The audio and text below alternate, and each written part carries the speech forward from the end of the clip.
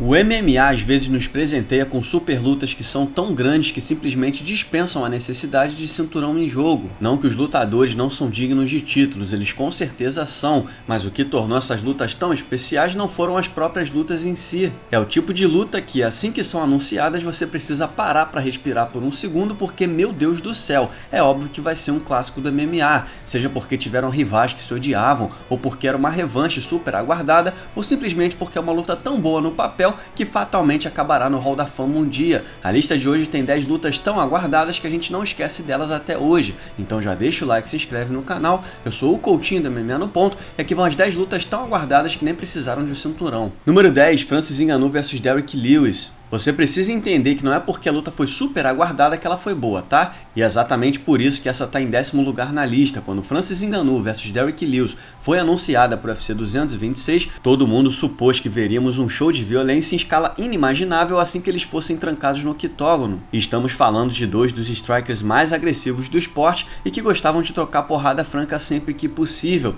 Os dois somavam 29 nocautes juntos, sendo 15 no primeiro round. O Ngannou tinha acabado de desunir a cabeça do Overeem para a estratosfera, enquanto o Lewis era capaz de aguentar muita porrada e continuar vivo na luta, então era impossível que essa luta fosse uma merda, né? Como diabos isso poderia ser ruim? Essa luta é tipo quando um sujeito se deu conta de que era possível vender asinha de frango e pizza juntos, né? É claro que vai dar certo, certo? A expectativa era de que Francis e Derrick Lewis fizessem a melhor luta de pesos pesados da história mesmo, que só durasse uns 90 segundos, ninguém esperava qualquer coisa diferente disso, e quando a luta aconteceu, não foi nada disso. Ngannou vinha de sua primeira derrota no UFC em luta pelo cinturão contra Stipe Miocic e tinha odiado o gosto da derrota. A luta com Miocic claramente afetou a cabeça do camaronês antes do UFC 226. Nossa, até rimou. Lewis estava mentalmente bem, mas suas costas estavam ferradas demais. A dor nas costas já era algo crônico para Lewis e ele ficou praticamente imóvel na hora de sair na porrada. O resultado disso foi um Lewis incapaz de fazer qualquer coisa e um Ngannou congelado por 3 rounds. Essa foi de longe uma das piores lutas da história do UFC. Só 31 troca de golpes em 15 minutos,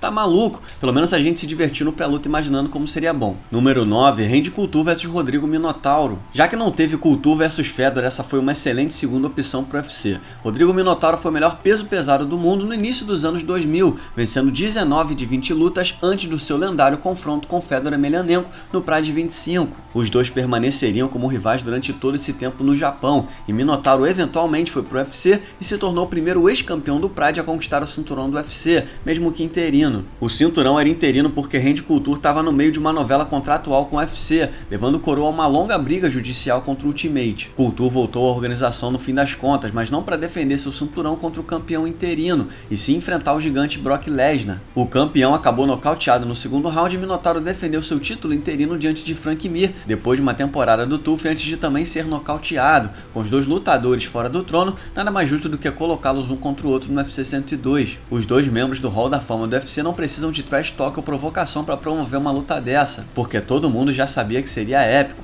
A guerra de 3 rounds foi eleita a melhor luta do ano por vários sites e terminou com Minotauro vencendo na decisão dos juízes. É doido demais pensar que essa luta poderia ter sido o main event do UFC sem algum universo alternativo. Número 8, Justin Gaethje vs Michael Chandler. Essa deve ser a única luta na história que você poderia garantir com quase 100% de certeza que seria épica na hora que ela foi anunciada e que não só correspondeu, como de certa forma excedeu as expectativas, muito provavelmente garantindo um lugar no Hall da Fama do UFC no futuro. Chamar Justin Gaethje de highlight humano talvez seja o apelido mais adequado da história do MMA. Ele já provava isso nos tempos de World Series of Fighting antes mesmo de chegar no UFC. O cara simplesmente ganhou 10 bônus da noite em apenas 9 lutas no Ultimate, um feito simplesmente incomparável. O cara só tem duas opções: travar guerras absurdas até o fim dos tempos ou nocautear pobres coitados de forma espetacular, ou às vezes os dois juntos. Justin Gaethje é simplesmente incapaz de fazer uma luta ruim. Agora imagina se o UFC coloca um cara com igual poder destrutivo na frente dele. E foi aí que entrou o Michael Chandler, o ex-campeão do Bellator. Chegou ao UFC com o pé na porta no início de 2021, dizimando o Dan Hooker para poder disputar o cinturão com Charles do Bronx. Esse cara é simplesmente pirado da cabeça. Ele é capaz de fazer burpees por 3 horas enquanto grita morra diante do espelho. O cenário era perfeito para essa luta. Os dois estavam no top 10 da divisão do peso leve e o estilo e personalidade deles eram garantia de porradaria. pancadaria, tinha muita gente empolgada para essa luta, mais gente inclusive do que para a disputa de cinturão no UFC 268. 3 rounds insanos ainda renderam aos dois o bônus da luta da noite. A guerra durou 15 minutos e foi tão boa que a gente nem se importava com quem ia vencer. Os caras ganharam o respeito eterno do mundo das lutas com aquela pancadaria. Número 7, Anderson Silva vs Forrest Griffin. Se tinha um ser humano que poderia forçar Anderson Silva a lutar a sério, esse cara era Forrest Griffin. Foi exatamente isso que todo mundo pensou no momento que essa luta foi anunciada para o UFC 101.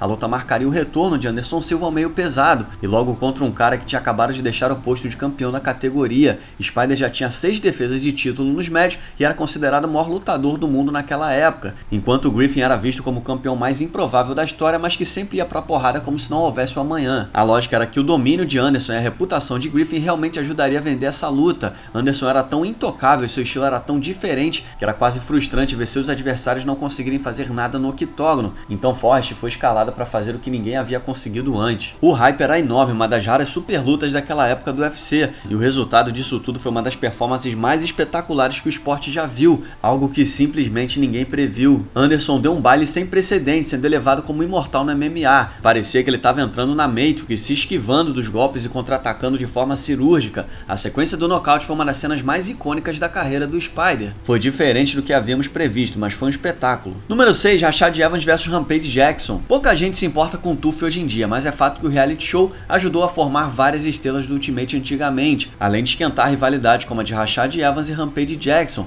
Os dois atuaram como treinadores da 10ª temporada do show e depois se enfrentaram no octógono. A verdade é que eles quase saíram na mão antes disso, quando Rashad ainda era campeão dos meio pesados, mas Rampage se lesionou e acabou substituído por Lyoto Machida no UFC 98, com o campeão invicto sendo nocauteado. A popularidade absurda de Kimbo Slice ajudou a alavancar a audiência daquela edição final do TUF, e os fãs tinham bônus de ver Rashad Evans e Rampage se enfrentando na semana seguinte. A raiva entre eles e um bom trash talk fez com que o público roesse as unhas de ansiedade para ver a luta. Luta essa que quase não aconteceu porque Rampage deixou o MMA de lado por um tempo para atuar num filme, o Esquadrão Classe A. O duelo finalmente foi agendado para o UFC 114 e o UFC mandou bem demais na divulgação. O resultado de todo esse trabalho de hype foi um pay-per-view com mais de 1 milhão de pacotes vendidos, uma raridade quando não há um cinturão em jogo. A luta em si não foi lá essas coisas, na verdade foi um saco mesmo, só teve um knockdown e o Rashad venceu na decisão unânime. Pelo menos foram meses divertidos de expectativa e provocação entre eles. Número 5, Conor McGregor vs Dustin Poirier 2 e 3. Tudo começou tão saudável e fofinho e terminou tão sombrio. Conor McGregor e Dustin Poirier marcaram uma luta de exibição pelo Twitter com milhões de dólares sendo doados à caridade. Estamos falando do Conor do final de 2020, a versão paz e amor do Notório, agora um pai de família centrado e de óculos de fundo de garrafa. Ele já passou dessa fase de dominar a porra toda, o cara lutava porque amava o esporte e queria competir. O UFC obviamente embarcou nessa e marcou uma luta pro UFC 257, a revanche de uma luta que aconteceu 7 anos antes. Foi papo de uísque pra cá, molho picante pra lá, muitos apertos de mão, sorrisos e respeito entre eles. A atmosfera em torno do evento em Abu Dhabi estava bem leve, mas os fãs ainda estavam ansiosos demais pela luta, afinal, Conor McGregor estava lutando e Poirier havia conquistado muitos fãs nos últimos anos. O pay-per-view vendeu 1,5 milhão de pacotes no fim das contas, e esses fãs viram um primeiro round bastante competitivo antes do Diamante nocautear McGregor no segundo assalto. Foi a primeira derrota por nocaute da carreira do irlandês e uma vitória maiúscula para Poirier. Todos se perguntavam o que seria de McGregor depois disso e qual seria o próximo passo de Poirier e... claro que não, né? É óbvio que o UFC ia marcar uma trilogia entre eles, afinal era grana garantida e muitos pay-per-views vendidos. A diferença é que o McGregor paz e amor havia ficado no passado, o Notório trouxe artilharia pesada dessa vez, cuspindo marimbondo pra cima do rival, com direito até aqueles ataques à esposa do Poirier. Os fãs estranharam um pouco esse lado extremo do irlandês, mas é óbvio que ninguém ia perder essa trilogia. O pay-per-view rendeu ainda mais dólares ao UFC, com 1.800.000 pacotes vendidos. O resultado da terceira luta foi bem bizarro, o McGregor quebrou a perna e acabou derrotado por interrupção médica, ameaçando invadir a casa de Poirier e matar sua família inteira enquanto eles dormiam enquanto era atendido pelos médicos, vai entender. Número 4, Chuck Liddell vs Wanderlei Silva. O UFC 79 teve um dos confrontos mais esperados da história da MMA. Chuck Liddell vs Wanderlei Silva, o melhor do UFC contra o melhor do Pride. Os dois pareciam destinados a se enfrentar, mas ao mesmo tempo amaldiçoados. Wanderlei era o melhor lutador até 93 quilos do mundo no seu auge, dono de uma lendária invencibilidade de 20 lutas na categoria pelo Pride. Wandy já era campeão campeão do Pride há 2 anos quando aconteceu o GP de 2003, enquanto Liddell vinha de uma surpreendente derrota para Randy Couture pelo cinturão interino, interrompendo uma sequência de 10 vitórias. Dana White decidiu enviar o cara ao Japão para representar o UFC no GP do Pride para provar que o Moicano era o melhor do mundo, mas o caminho dos dois infelizmente não se cruzou, já que Chuck caiu diante de Rampage Jackson na semifinal. Vanderlei ganhou a porra toda e continuou reinando por muito tempo, enquanto Liddell voltou aos Estados Unidos e conquistou o cinturão do UFC, defendendo o trono por 4 vezes para se tornar o maior lutador do evento na época. Dana White anunciou, antes do UFC 61, que Vanderlei enfrentaria Liddell em breve. Because I want to fight with Chuck. Mas o brasileiro acabou nocauteado por Mirko Cro Cop, impedindo que enfrentasse Liddell no evento do Pride em Las Vegas. Os dois astros acabaram perdendo seus cinturões e Chuck ainda perdeu para Keith Jardine, esfriando um pouco o hype, mas o fã raiz ainda queria ver essa luta acontecer e os ex-campeões não decepcionaram. Os 3 rounds de guerra no UFC 79 foram épicos, com direito a knockdown para Vanderlei e uma performance espetacular de Liddell, que venceu na decisão. O duelo foi eleito a melhor luta do ano no Oscar do MMA. Demorou para acontecer, eles não estavam mais no seu auge, mas valeu demais esperar por essa luta. Número 3, Royce Gracie vs Kazushi Sakuraba. A luta entre Royce Gracie e Kazushi Sakuraba nas quartas de final do GP do Pride em 2000 foi muito maior do que qualquer outra luta ou cinturão. Foi maior até que a própria rivalidade entre a família Gracie e Sakuraba, que havia finalizado Roller no Pride 8, a primeira derrota da lendária família em um grande evento desde 1950. Resultado esse que tirou Royce da aposentadoria para buscar vingança. Essa luta foi uma batalha de ideologias, o Jiu-Jitsu Gracie contra o wrestling japonês, combate que deu origem ao Pride em 1997, quando Takada enfrentou Rickson. O enredo era o mesmo, mas ao contrário daquele primeiro evento, Sakuraba era o melhor que o Japão tinha a oferecer. Então o duelo poderia ser o troco japonês no Pride, finalmente trazendo orgulho aos japoneses no MMA. Ainda teve a família Gracie fazendo exigências antes da luta, como ausência de juízes ou interrupções, rounds de 15 minutos e vitórias decretadas por nocaute, finalização ou desistência. Sakuraba achou as regras ridículas, mas concordou, aumentando ainda mais o clima de rivalidade com a família. A luta foi lendária e durou 6 rounds, com Royce começando bem, mas se cansando diante do estilo difícil de Sakuraba, forçando a família a jogar a toalha depois de 90 minutos.